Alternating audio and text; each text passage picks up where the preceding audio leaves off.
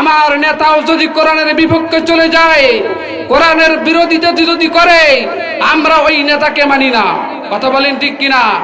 আমরা এমন নেতা চাই, আমরা এমন নেতার পক্ষে থাকব যেই নেতা সংসদে কোরআনের পক্ষে থাকতে চায়, যেই নেতা কোরআন দিয়ে বাংলাদেশ গড়তে চায়, যেই নেতা কোরআন দিয়ে আগামীতে বাংলার আইন কোরআন দিয়ে চলবে, এই আইন করতে চাই, তাদের পক্ষে থাকবো ইনশাআল্লাহ। কথা বলেন ইনশাআল্লাহ। আমরা আর সাদাবাজদের দলে নাই, আমরা আর জেনাকারদের পক্ষে নাই, আমরা সবাই এখন ওলামাদের পক্ষে থাকবো ইনশাআল্লাহ। যারা কোরআন চায় তাদের পক্ষে থাকবো ইনশাআল্লাহ। আগামীতে যেন বাংলার জমিনে কেউ যদি কোরআনের বিরোধিতা করে, কোরআনের বিপক্ষে যদি কেউ চলে যায়, আমরাও তাদের বিপক্ষে চলে যাব। কথা বলেন ঠিক কিনা? বলেন তো আমরা এই কোরআনের পক্ষে আছি কি নাই? আরো জোরে বলেন, আমরা এই কোরআনের পক্ষে আছি কি নাই? বাংলার তৌহিদি মুসলমান, আমরা এই কোরআনের পক্ষে আছি, কোরআনের পক্ষে থাকব। যতদিন জীবন আছে ততদিন কোরআনের গান গেয়েই যাব। যদি বাংলার জমিনে কোনো নব্য নাস্তিক যদি কোরআনের বিরোধিতা করে, আমরা ইব্রাহিমের তাওহীদি সন্তানেরা বাড়িতে বসে থাকবো না, ওই নব্য নাস্তিকের ফাঁসির রায় নিয়ে বাংলার ঘরে ঢুকবো। কথা বলেন ঠিক কিনা? আরো জোরে বলেন কথা ঠিক কিনা? এই জন্য আপনারা দুই হাত টান টান করেন, সবাই দুই হাত টান টান করেন। আমি যা বলবো আপনারা উত্তর দিবেন। আল কোরআনের আলো, কোরআন আছে যেখানে, কোরআন নাই যেখানে, ঘুষখোর সাদাবাজ যেখানে, নাচ গান যেখানে, খেসুড়ি আছে যেখানে, খেসুড়ি আছে যেখানে। হায় হায়, কি ব্যাপার? এতক্ষণ তো ঠিকই ছিল হুজুর, খেসুড়ির পক্ষে বিপক্ষে চলে গেছেন, কি ঠিক কিনা? আমরা কি খেসুড়ির পক্ষে না বিপক্ষে? আওয়াজ তুলে বলেন। অনেকে বলতেছে হুজুর যদি বলি পক্ষে নাই তাহলে খেসুড়ি মনে হয় পাবো না। কথা কন ঠিক কিনা? মুসলমান যা কিছু কর, খাওয়া আমরা ছাড়ি না, খাওয়া ছাড়ি না। এক মাহফিলে গেছিলাম, বললাম রাত 12টায় আমারে উঠাই দিছে ভাই সেই নওগাঁতে। দেখি লোকজন অনেকে চলে গেছে, শুধু বলেছি মাহফিল দিচ্ছে, দেখি এক শ্রোতা লুঙ্গি ছাড়াই মঞ্চে। কথা কি বোঝা গেছে? আমি বললাম কি ব্যাপার মুরব্বী আপনার লুঙ্গি? কছে হুজুর কি লুঙ্গি নাই? মনে না, হ্যাঁ তাকে তাকে লুঙ্গি নাই, বেচারা লুঙ্গি থুয়ে আসছে। কছে হুজুর যেই না খেসুড়ি কথা কছে লুঙ্গি সব বাদ, খেসুড়ি আগে। কথা কন ঠিক কিনা?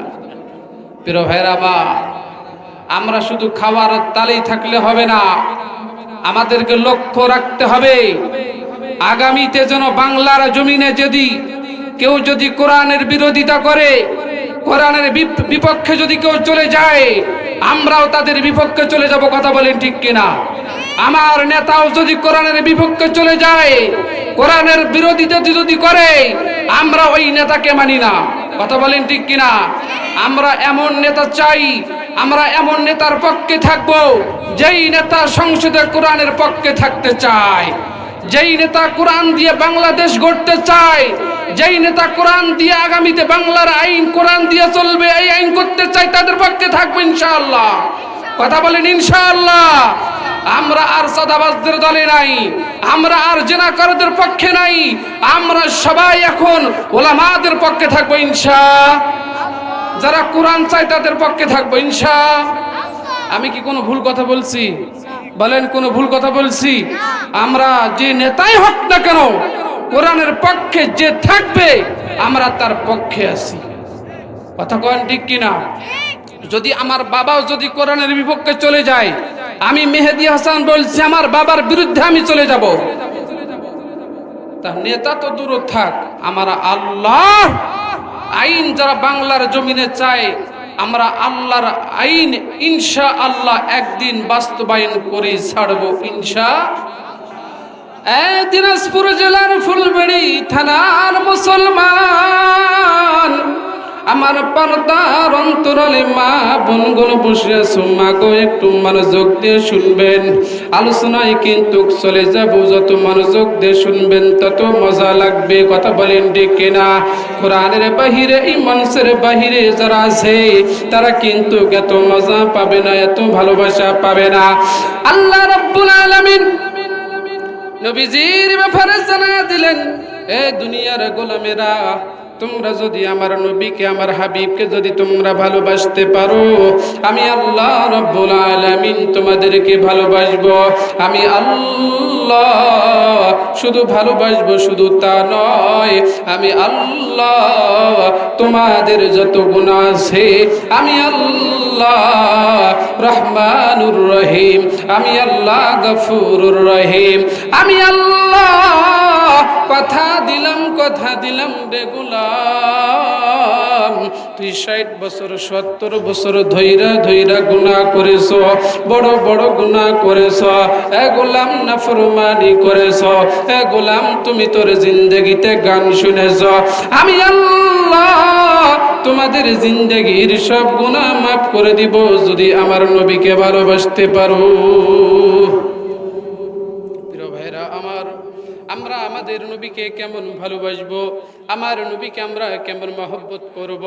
শুধু সাহাবায়ে কেরাম আল্লাহর নবীকে ভালোবাসেন নাই, তারা তো ভালোবাসছেন, এমন কি ঘরের মহিলারাও পর্যন্ত আল্লাহর নবীজিকে তারা বেশি ভালোবেসেছে। আর জোরে বলি সুবহানাল্লাহ।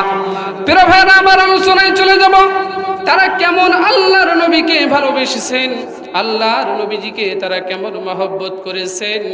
আল্লাহ তাআলার পয়গম্বর হযরত বিলালকে ডাক দিয়ে বলেন, বিলাল, উহুদের যুদ্ধ শুরু হয়ে যাবে, তুমি সব মদিনার অলিতে গলিতে তুমি ফজরের আজানের পর তুমি উহুদের যুদ্ধের ঘোষণা দিয়ে দিবে। জোরে বলেন তো কিসের ঘোষণা? সবাই বলেন কিসের ঘোষণা? উহুদের যুদ্ধ শুরু হয়ে যাবে, কাফেরদের বিরুদ্ধে মুসলমানদের যুদ্ধ শুরু হয়ে যাবে, যেখানে বিজয় অর্জন করতে হবে।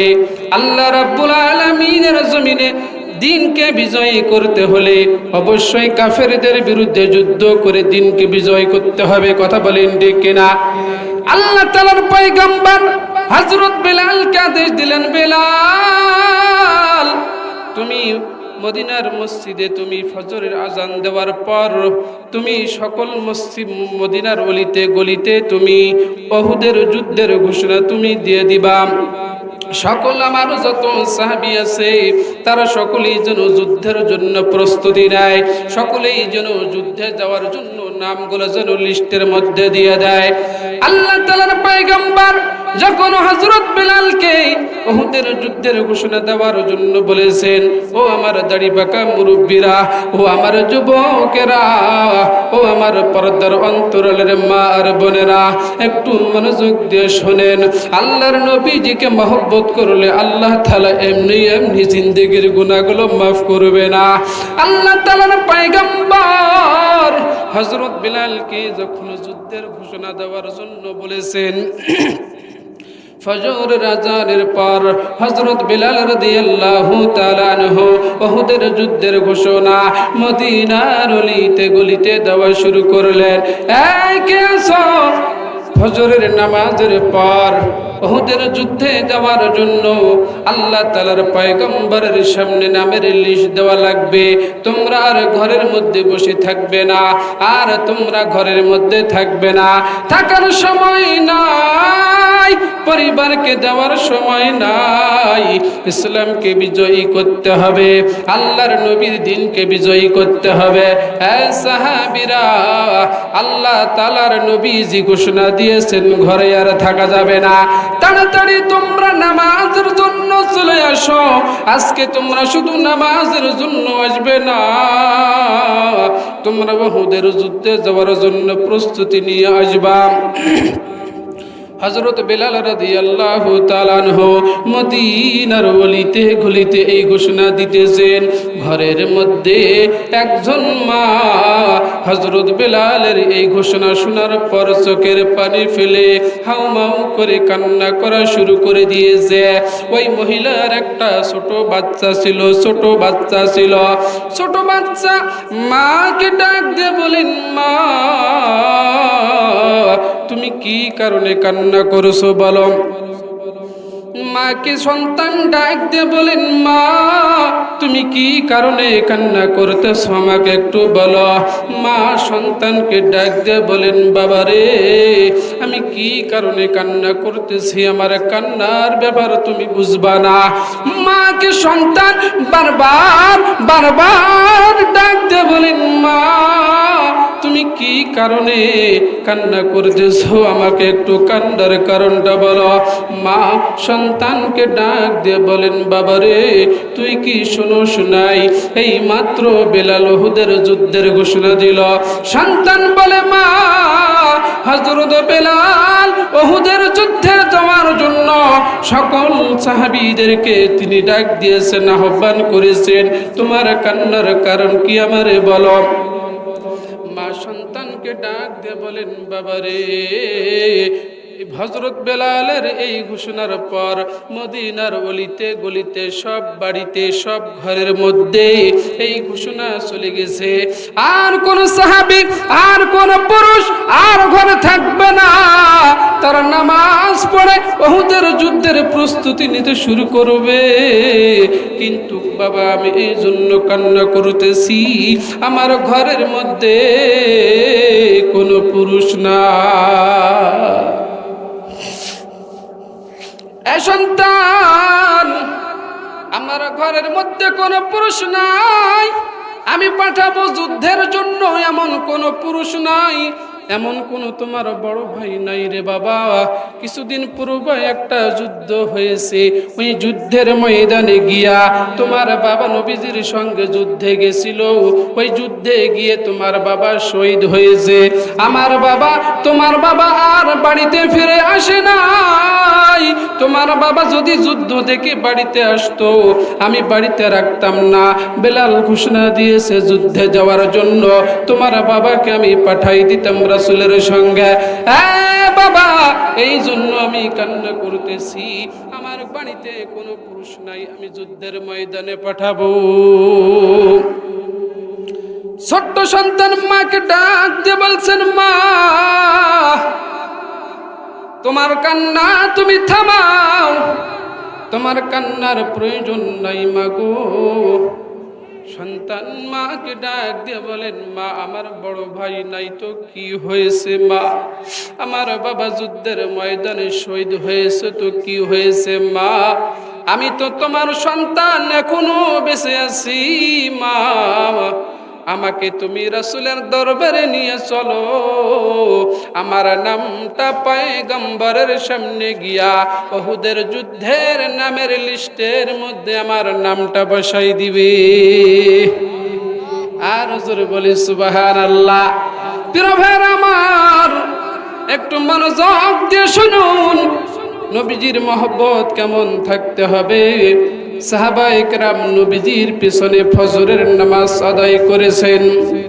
ফজরের নামাজ শেষ হয়ে গেছে, সকল সাহাবী লাইনে দাঁড়িয়ে দাঁড়িয়ে যুদ্ধে যাবে এই নামটা তার নামের খাতার মধ্যে লিস্টের মধ্যে নামটা লিপিবদ্ধ করতেছে।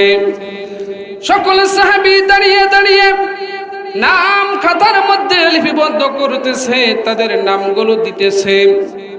ওই মহিলাটাও সন্তানকে কোলে করে নিয়া সাহাবীদের কাতারের মধ্যে দাঁড়াইছে।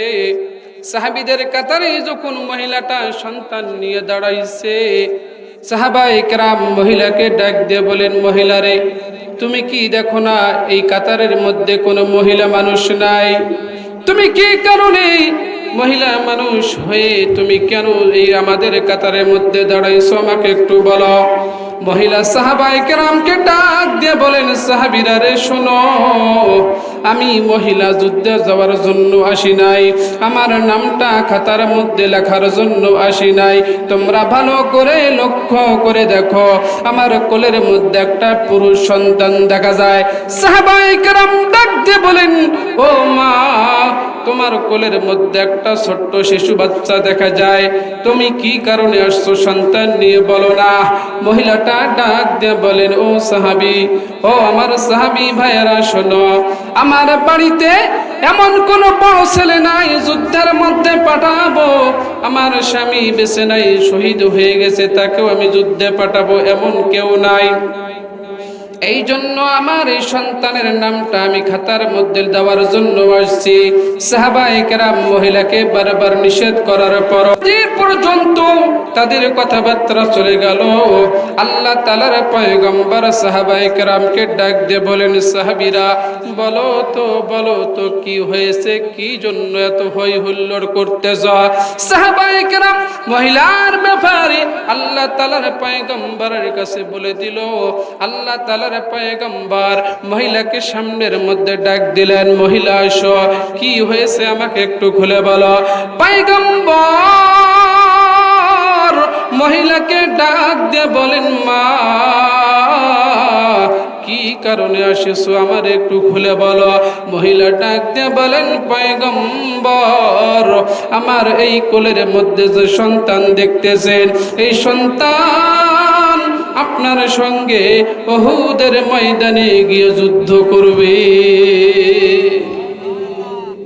আল্লাহ তাআলার পয়গম্বর মহিলারে ডাক দিয়ে বলেন, মা, তুমি কি একবার ভালো করে লক্ষ্য করে দেখেছো তোমার কোলের মধ্যে যে সন্তান, এই সন্তানটা তেমন বড় নয়, 8-9 বছরের একটা শিশু সন্তান। এই সন্তান কি বড় বড় তলোয়ার কি সে উঁচা করতে পারবে? তলোয়ার কি সে চালাইতে পারবে? বড় বড় লোহার ঢাল কি সে উঠাইতে পারবে?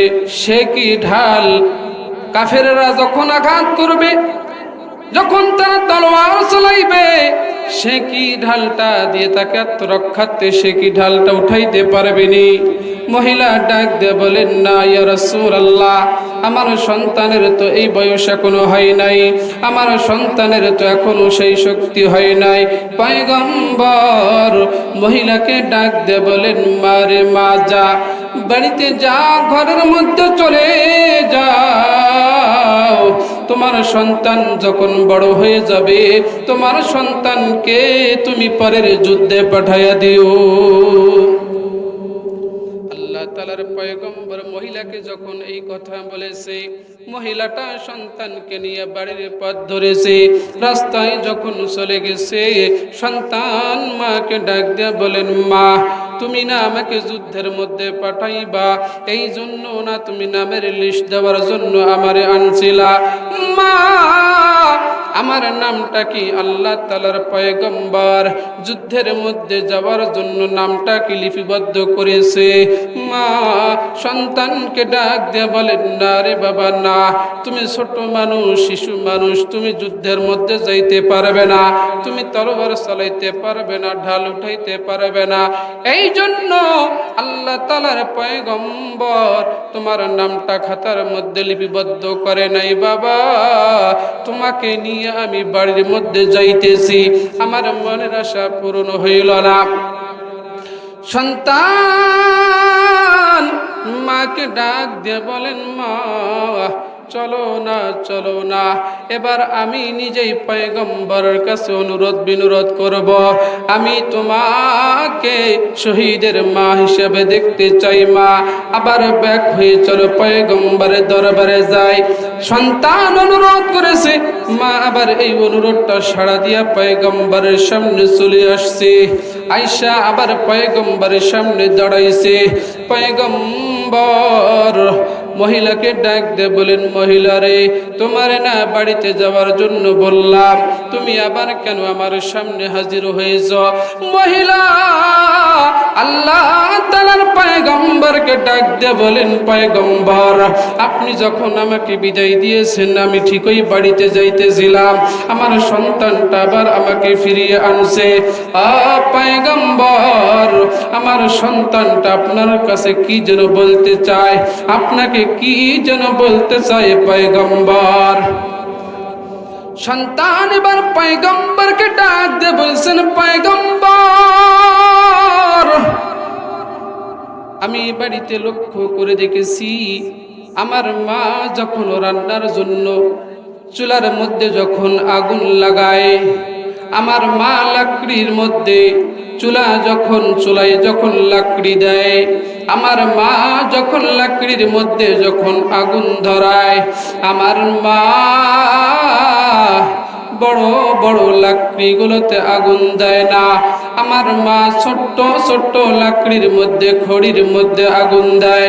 আয় পয়গম্বর উহুদের ময়দানে হযরত আলী থাকবে, হযরত ওমর থাকবে, পয়গম্বর হানজালা থাকবে, সালমান ফারসি থাকবে, আপনার সব সাহাবী উহুদের ময়দানে সামনের সারিতে থাকবে।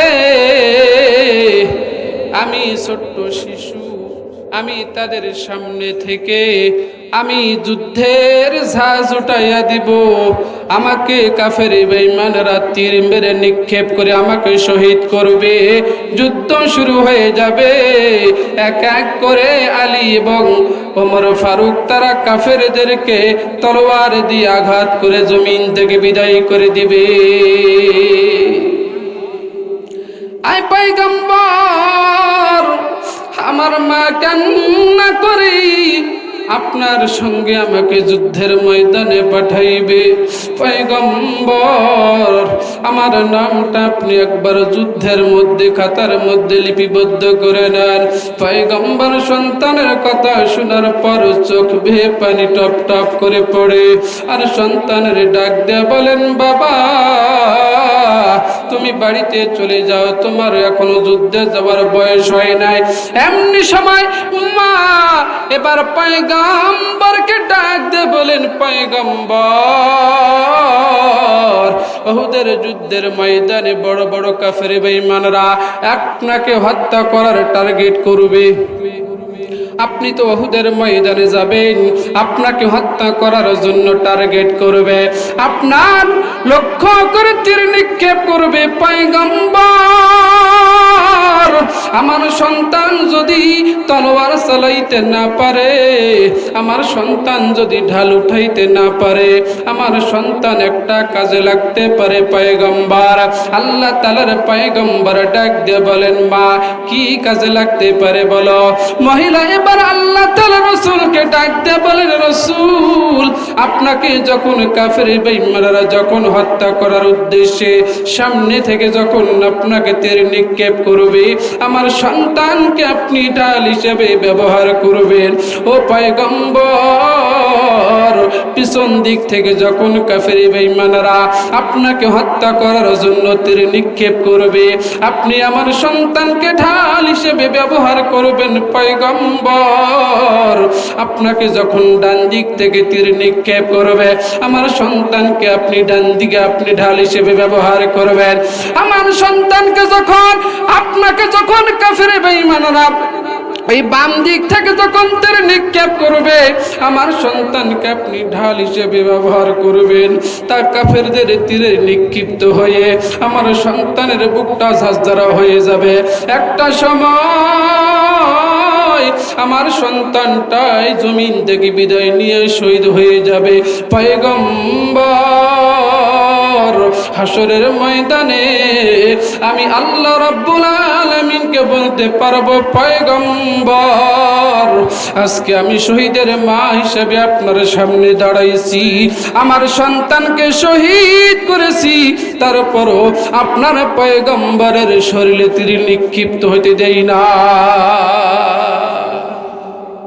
প্রিয় ভাইরা আমার, সাহাবায়ে কেরাম কেমন মহব্বত করত, মহিলারা পর্যন্ত আল্লাহর পয়গম্বরকে কেমন মহব্বত করত।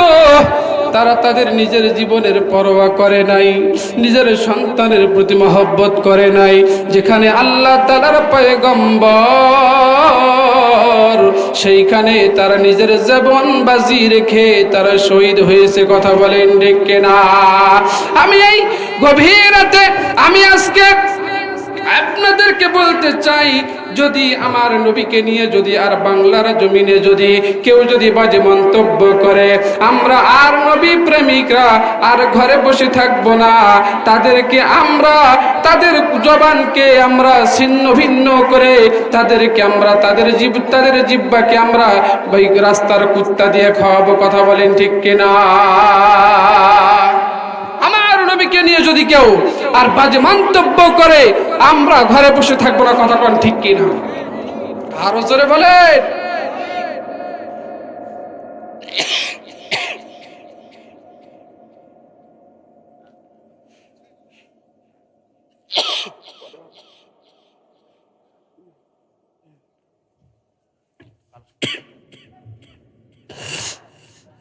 একটু চা দিন।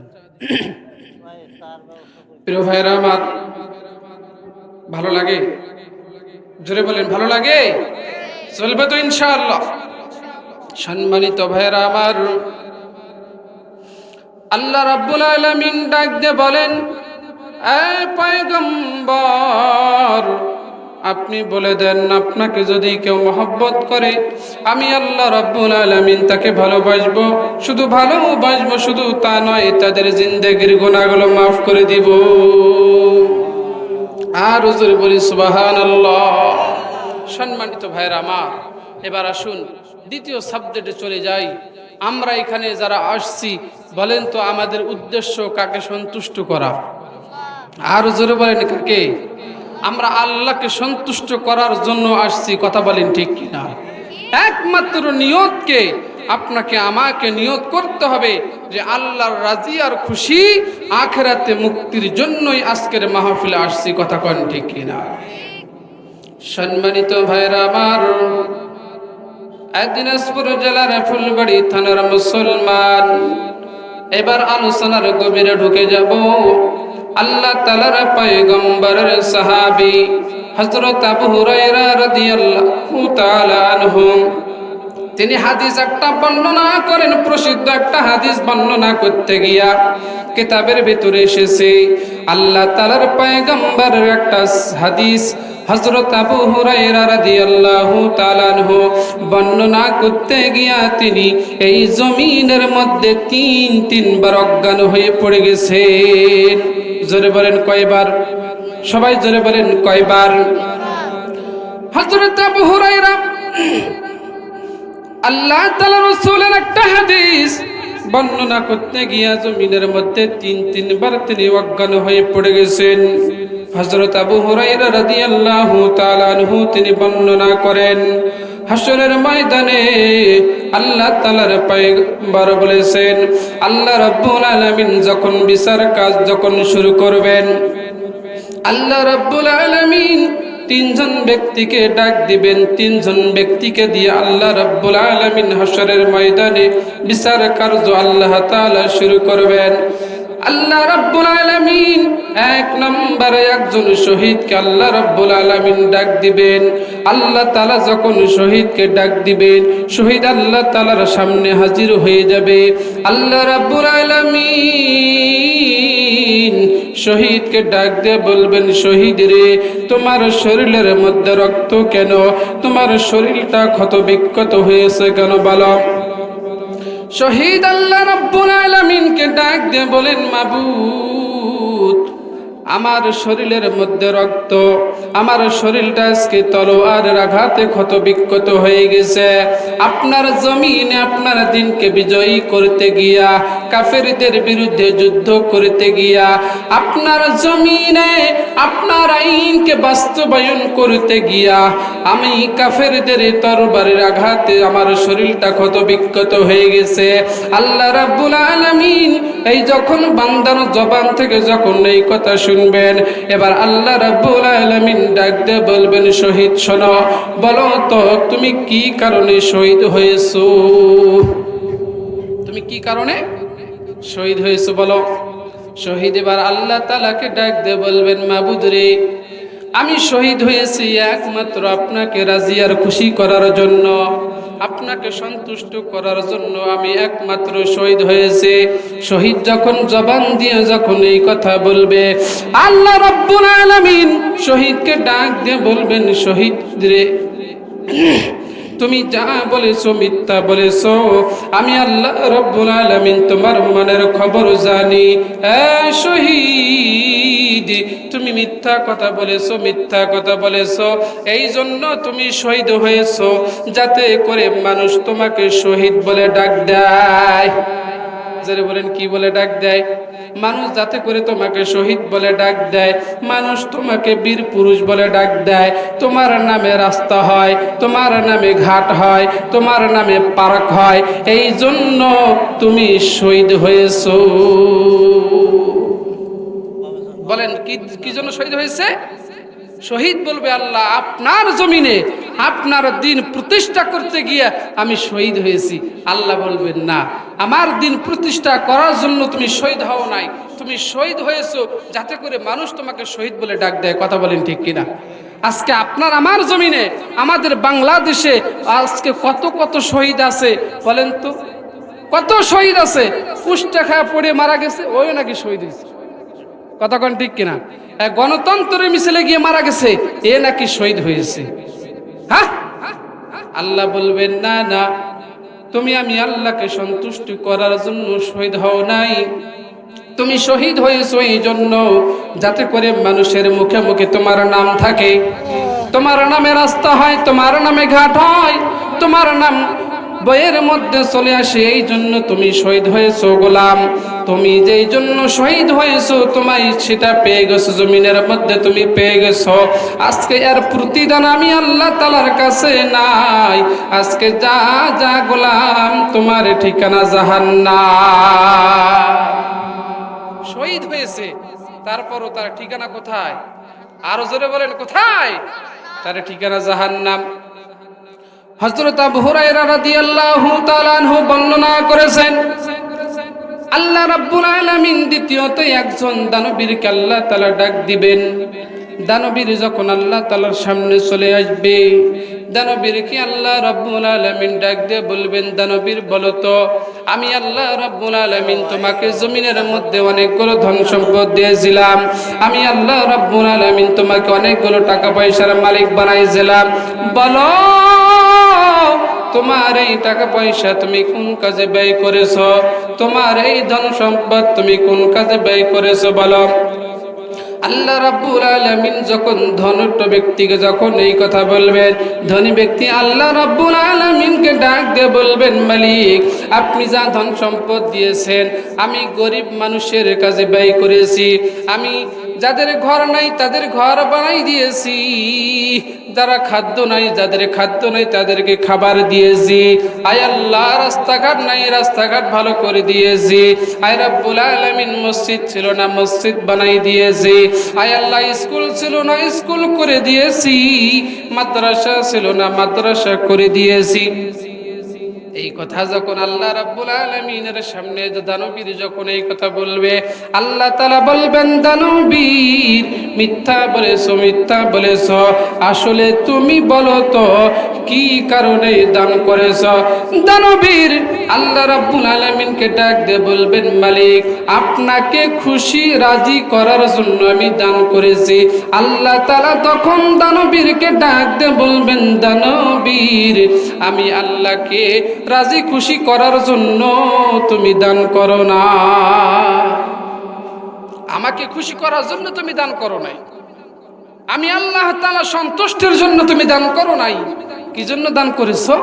যাতে করে মানুষ তোমাকে দানবীর বলে। কথা কোন ঠিক কিনা? যাতে করে মানুষ তোমাকে বলে যে এই লোকটা বড় দানবীর, এই লোকটা দান খয়রাত করে, এই লোকটা রাস্তাঘাট করে দেয়, এই লোকটা বড় মায়াবী, এই লোকটা বড় মহানুভতা। এই কথা মানুষের মুখে মুখে হবে, এই জন্য তুমি দান করেছো। গোলাম, তুমি যে জন্য দান করেছো এটা তুমি দুনিয়াতেই পেয়েছো। আজকে আমি আল্লাহ তাআলার কাছে আর কোনো তোমার চাচা নাই। এটা তুমি আজকে তোমার ঠিকানা জান্নাত নয়, আজকে তোমার ঠিকানা জাহান্নাম। প্রিয় ভাইয়েরা আমার, হযরত আবু হুরায়রা রাদিয়াল্লাহু তাআলা আনহু ডাক দিয়ে বলেন, আল্লাহ তাআলার পয়গম্বর বলেছেন, এরপরে আল্লাহ রাব্বুল আলামিন একজন আলেমকে ডাক দিবেন, আলেমকে ডাক দিবেন, একজন হাফেজ মাওলানাকে ডাক দিবেন, একজন বক্তাকে আল্লাহ রাব্বুল আলামিন ডাক দিবেন। আলেমকে ডাক দিয়ে বলবেন, আলেম বলো তো তুমি কি কারণে ইলম অর্জন করেছো? আলেম ডাক দিয়ে বলবে, মালিক আমি এই জন্য ইলম অর্জন করেছি যাতে করে আপনার দ্বীন প্রচার করতে পারি। কথা বলেন ঠিক কিনা? আমি যেন আরেকজনকে কোরআন শিক্ষা দিতে পারি, এই জন্য ইলম শিক্ষা করেছি। আমি যেন আপনার জমিনে আপনার দ্বীন বাস্তবায়ন করতে পারি, এই জন্য আমি ইলম শিখেছি। আমি যেন নামাজ পড়াইতে পারি, এই জন্য আমি নামাজ আদায় করেছি, এই জন্য আমি আলেম হয়েছি। আল্লাহ পাক রব্বুল আলামিন আলেমকে ডাক দিয়ে বলবেন, না রে আলেম না, এই জন্য তুমি আলেম হও নাই। তুমি যখন কোরআন তেলাওয়াত করবে, তোমার মধুর কণ্ঠের কোরআন তেলাওয়াত শুনে মানুষ তোমাকে বাহবা দিবে, তোমার নাম চতুর্দিকে ছড়িয়ে যাবে। আলেম তুমি সুন্দর করে সুন্দর কণ্ঠ দিয়া তুমি বক্তব্য দিবা, তোমার নাম চতুর্দিকে ছড়িয়ে যাবে, তুমি ভাইরাল হয়ে যাবে। এই জন্য তুমি বক্তা হয়েছো, এই জন্য তুমি আলেম হয়েছো। তুমি যেই কারণে ইলম শিক্ষা করেছো, যেই কারণে তুমি বক্তা হয়েছো, জমিনের মধ্যে তুমি সব কিছু পেয়ে গেছো। বলেন তো বাংলার জমিনে ভাইরাল বক্তা আছে কি নাই? আর জোরে বলেন আছে কি নাই? বক্তা ভাইরাল হওয়ার জন্য কত কি করেছে, কথা কোন ঠিক কিনা? বক্তা ভাইরাল হওয়ার জন্য কত কি করেছে। মাংনায় গিয়েও পারলে ওয়াজ করে আসছে, কিন্তু একবার যখন ভাইরাল হয়েছে, ওই বক্তার ডেট নিতে গেলে বলে 90,000 লাগবে। কথা কোন ঠিক কিনা? একবার ভাইরাল হয়েছে তো আর নাকি ডেট ফাঁকা নাই। একটা ডেট নিতে না গেলে নাকি 90,000 লাগবে, 80,000 লাগবে, 60,000 লাগবে। আমি আপনাদেরকে বলতে চাই আজকের মাহফিল থেকে, যেই বক্তা কন্টাক্ট করে ওয়াজ করে, যেই বক্তার সিরিয়াল নিতে গেলে 90,000 টাকা দিতে হয়, ওই বক্তার ওয়াজ শুনে কখনো মানুষ হেদায়েত পাবে না, ওই বক্তার ওয়াজ শুনে মানুষ কখনো দিনদার হবে না। এমন বক্তার ওয়াজ শোনা জায়েজ নাই, জায়েজ নাই, জায়েজ নাই। আল্লাহ তাআলার পয়গম্বর দ্বীন প্রচার করছেন, কথা কোন ঠিক কিনা? আল্লাহর নবী দ্বীন প্রচার করতে গিয়ে মার খেয়েছেন, রক্ত ঝরাইছেন, আর বক্তা ওয়াজ করতে গেলে মুরগির রান খায়, পাঁচরো গাড়ি নিয়ে যায়। কি এক অবস্থা রে ভাই! হ্যাঁ, আমরা ইলমে দ্বীন শিক্ষা দিব, মানুষের সামনে কোরআন হাদিসের কথা বলবো। একবার না ভাইরাল হয়েছে, ভাইরাল বক্তার খুঁজে পাওয়া যায় না। এখন নাকি তার নাকি সিরিয়াল নিতে গেলে নাকি অগ্রিম 20,000 টাকা দিতে হয় 1 বছর। আল্লাহু আকবার! এমন বক্তা থেকে আল্লাহ তাআলা আপনাকে আমাকে হেফাজত করুন, বলেন আমিন। আর জোরে বলেন আমিন।